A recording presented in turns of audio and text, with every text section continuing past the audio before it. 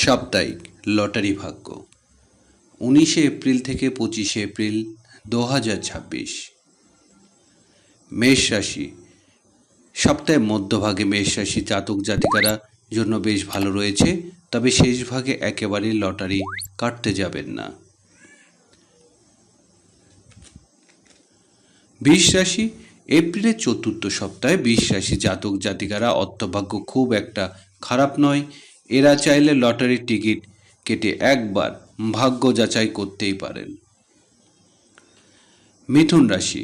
আগত সপ্তাহে মিথুন রাশি জাতক জাতিকাদের লটারির দিক না এগোনোই খুব ভালো হবে। কর্কট রাশি।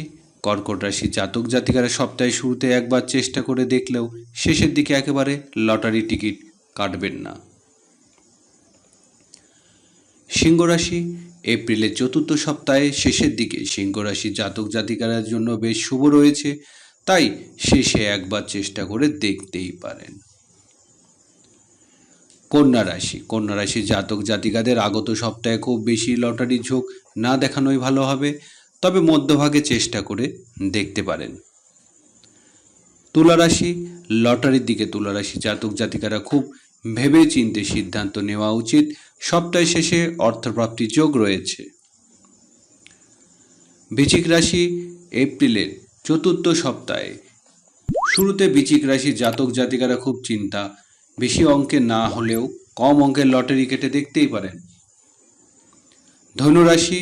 ধনুরাশি জাতকদের আগত সপ্তাহে অর্থপ্রাপ্তি থেকে খরচের আশঙ্কা বেশি, তাই বিনিয়োগ যে কোনো সিদ্ধান্ত খুব বুঝে নিতে হবে। মকর রাশি। আগত সপ্তাহে মকর রাশি আয় ব্যয় সমান রয়েছে, এই কথা মাথায় রেখে লটারির দিকে এগোন। কুম্ভ রাশি। কুম্ভ রাশি জাতক জাতিকারা খুব বেশি অঙ্কের লটারি না কাটাই ভালো হবে। কম অঙ্কের লটারি কেটে একবার চেষ্টা করে দেখতেই পারেন। মীন রাশি। মীন রাশি জাতকদের ক্ষেত্রে সপ্তাহে লটারির দিকটা খুব একটা ভালো নয়।